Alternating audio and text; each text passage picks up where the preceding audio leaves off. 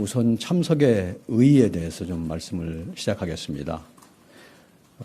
지금 취임 후 10여일 만에 G7 참석을 위해서 6월 16일부터 1박 3일간 첫 해외 방문길에 오르십니다.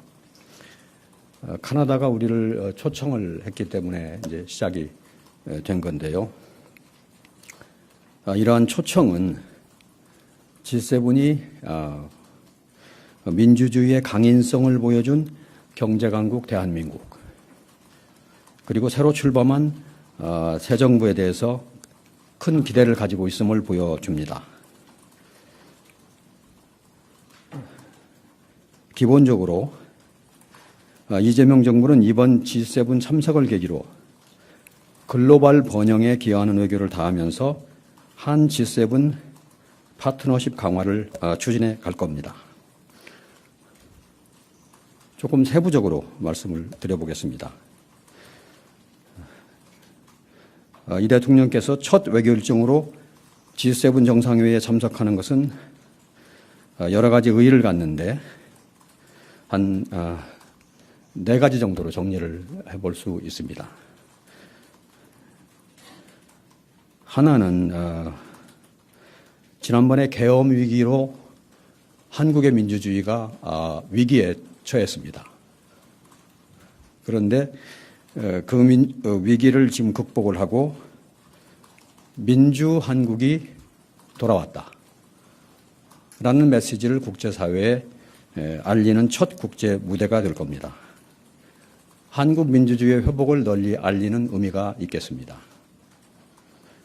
둘째로는 이번 정상회의 참석이 지난 6개월여간 멈춰섰던 정상외교의 공백 상태를 해소하고 정상외교의 복원을, 재가동을 알리는 출발점이라고 할 수 있겠습니다. 정상외교의 복원을 의미한다고 하겠습니다. 셋째로는 G7처럼 세계 경제를 움직이는 주요국들과 정상외교를 재개함으로써 글로벌 경제 안보 환경의 대전환 속에서 우리의 국익을 지키기 위한 실용외교를 본격적으로 추진해 나갈 수 있게 되었습니다. 국익 중심 실용외교의 장에 나서는 의미가 있습니다. 넷째로는 G7 계기에 미국, 일본 등 주요국의 정상과 교유하고 협의함으로써 관세 등 당면 외교 현안, 경제 통상 현안에 대한 타개 방안을 모색할 수 있습니다. 현안 타결에 동력을 부여한다는 의미가 있겠습니다. 요약을 하면은 민주주의와 외교, 경제 통상 영역에서의 복원을 바탕으로 실용 외교를 적극 추구하는 계기라는 의미가 되겠습니다.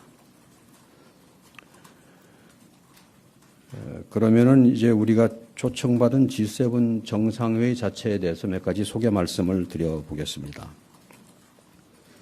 G7 정상회의는 주요 7개국, 미국, 영국, 프랑스, 독일, 이탈리아, 일본, 카나다와 EU 정상이 모여서 세계 정치와 경제를 논의하는 협의체입니다. 1975년에 처음 개최되었습니다. 올해로 50주년을 맞는 G7 정상회의는 캐나다의 카나나스키스에서 다음 주 16일부터 17일 화요일까지 양일간 개최될 예정입니다. 이번 G7 정상회의에서는 의장국 캐나다의 주도 아래 공동체의 안전 및 세계 안보의 증진, 또 에너지 안보와 디지털 전환을 통한 번영의 창출, 그리고 미래를 위한 파트너십 투자를 주제로 글로벌 도전 과제에 대한 논의가 이루어질 것입니다. 첫째 날인 6월 16일 월요일에는 G7 회원국 정상들만 참석하는 단독 세션이 진행이 됩니다. 둘째 날인 6월 17일 화요일에는 G7과 우리나라를 포함한 초청국들도 참석하는 확대 세션이 열립니다. 다음으로는 주요 일정에 대해서 말씀을 드리겠습니다. 이재명 대통령 내외부는 6월 16일 월요일입니다. 출국을 하시고 당일 오후에 캐나다의 캘거리에 도착을 하십니다. 이재명 대통령님은 도착 후에 첫 일정으로 이번 정상회의에 초청받은 주요국 정상들과 양자회담을 가질 예정입니다. G7이 아닌 여타 초청국들을 대상으로 합니다. 지금까지 몇몇 국가들과 회담 일정을 조율하고 있습니다만 구체 사항은 확정이 되는 대로 다시 말씀을 드리겠습니다. 참고로 이번 G7 정상회의에는 우리나라 외에도 수개국과 또 수개의 국제기구, 유엔을 포함하여가 초청을 받았습니다. 양자회담 일정에 이어서 대통령님 내외분께서는 6월 16일 저녁 캐나다가 주최하는 공식 일정에 참석하실 예정입니다. 다음 날인 6월 17일 화요일 오전에 대통령께서는 캘거리에서 약 100km 떨어져 있는 카나나스키스로 이동을 하십니다. 그래서 G7 정상회의 일정에 참여하시게 됩니다. 초청국 공식 환영식을 시작으로 G7 및 초청국 정상들과 기념 촬영에 이어서 확대 세션에 참석하실 예정입니다.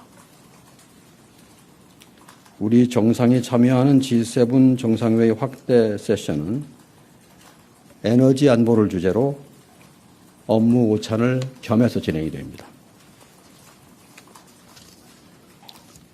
이재명 대통령께서는 이번 세션에서 에너지 공급망 다변화와 AI 에너지 연계를 주제로 두 차례 발언하실 예정입니다.